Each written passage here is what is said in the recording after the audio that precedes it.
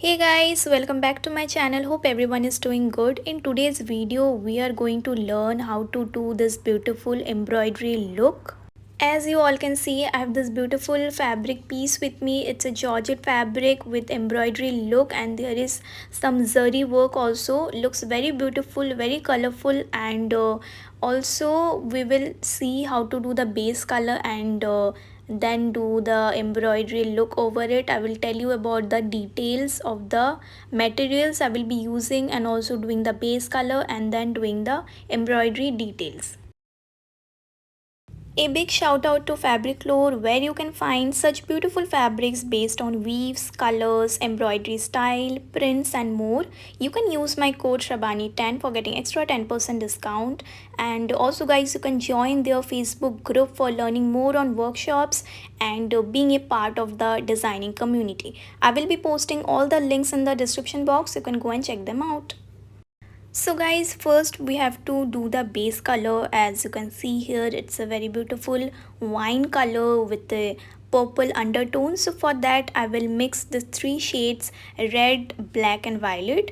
We can use like mixed media like poster colors mixed with watercolors. Just we will try to get the nearest color possible.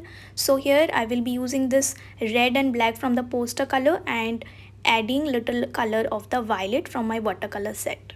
So guys, I tried mixing different colors with this combination, like adding little magenta, little pink, and this was the nearest color which I could get by mixing all my colors. So yeah, you have to try mixing your colors and practice little bit in swatches to see that which combination works great for you to get the nearest color possible of your reference picture or the reference fabric, whichever you are taking as a reference to do your main illustration.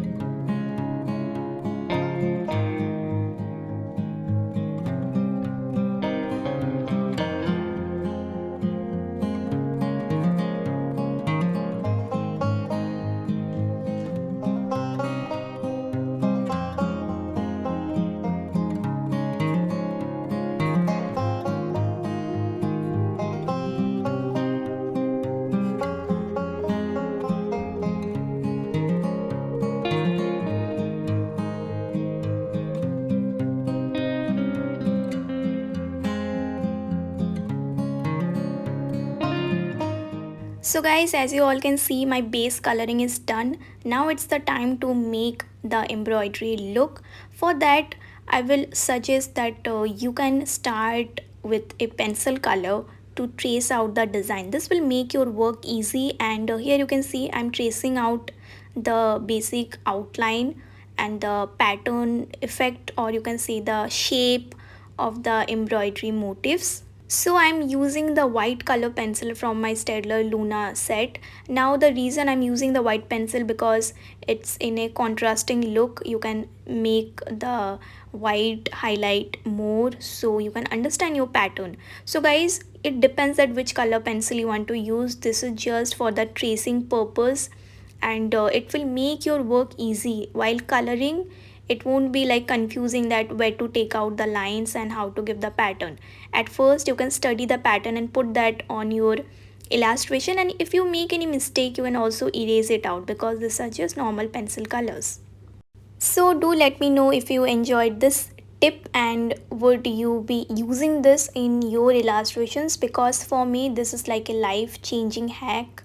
Whenever I make any illustration for clients or for my portfolio or for any design development, I always trace out the design first so that while coloring I can totally focus on the coloring of the pattern which I've already developed. So guys, let's look at some of the options which you can use for the development of the embroidery style. Firstly, for the metallic zari look, you can go for this kind of metallic pens or markers in golden or silver shades. I think this is one of the easiest medium. We also have acrylic colors, watercolors, but I think pens are better for good precision. And also guys, for this kind of little neonish color, this jelly roll pens are I think very good medium because they are very much opaque, and also you can use some pencil color shading to make the color very similar. Sometimes we may not have the exact shade with us, so we need to use some mixed media options to get the nearest color possible. Like here you can see my pink color is not a very exact same shade of the reference picture. It's more on the neonish side, but I have this medium and I think it looks good because it's very eye-catching. So I will use this and I will try to make it little bit similar using a pencil shading over it. So guys, this way I will trace over the pattern which I have already made, and I'm trying to use the colors from the reference picture, observing it and trying to fill in the details and trying to mimic that little thread embroidery look. So guys, for beginners I can suggest that you use any kind of comfortable medium. Otherwise we can use some other mediums also, like acrylic colors or any type of poster colors. We can mix the poster color into this kind of shade and use it with detailing brushes. But if you are not comfortable with the painting brush, I think this kind of markers or pens are better medium. And there is some limitations in traditional media that we may not have the exact shade with us. So that time guys, we have to try to experiment with all the colors which we have and how we can try to bring out the exact look as much as possible. So it's not always necessary that we have to give that 100% look just as the reference picture or the fabric, because doing it with hand may not be always possible. So in that case you can try to always experiment and mix colors with the shades which you have. So guys, you all can comment that which medium you are most comfortable with and how you like to do your detailing works, because doing this work there can be many approaches, not just the one which I am showing you here. There are lots of other mediums also, different other approaches also which we can use to get the similar kind of look. And also it's about the stylization, that what kind of approach you are going for. If you like more of the realistic look or little bit of the stylization or semi-realistic or more of a abstract patterns, so it can be anything which you as a designer wants to portray in your art, or as an illustrator you want to convey your style of drawing. So it can be in various manner. So guys, here you can see this is what it looks so far, and at last I'm using my silver gel pen to give little more shiny effect over the embroidery. So here I'm trying to mimic the shine, the thread texture from the reference picture, and I'm kind of giving little thicker lines and some shine in between to get that nice look of the zari thread embroidery. And here you can see how the thread look is coming. So this is how I will continue on the rest of the lehenga. And also after you are done, don't forget to give your shading because that's most important to get the nice fold look. So I will be using my black color pencil to give some final shading around the corners.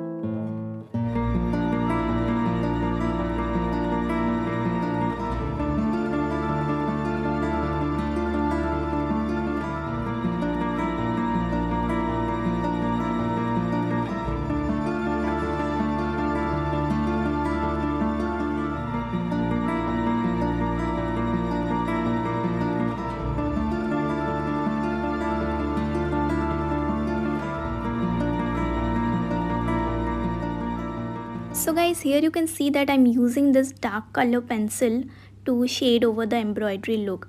This is only because I want to tone down that neon pink look, but still I want to keep that neon look. So it's about the color you are trying to get the nearest color possible, which I've already said you. So this way you can do the base with any paint medium or any marker medium, and then over it you can use any pencil shade to give a different look to the embroidery effect or the motif effect. And lastly, shade between the embroideries, because if you do any kind of thread embroidery over a piece of fabric, you will see that it will have certain tension over the fabric because it's kind of little heavy on the fabric. So give that little shading between the folds and around the embroidery details. So guys, I hope you enjoyed this tutorial. Do let me know your views and any other recommendations if you have regarding tutorials. Subscribe if you are new to the channel and don't forget to press the bell icon. I shall see you all very soon. Till then, take care. Bye bye.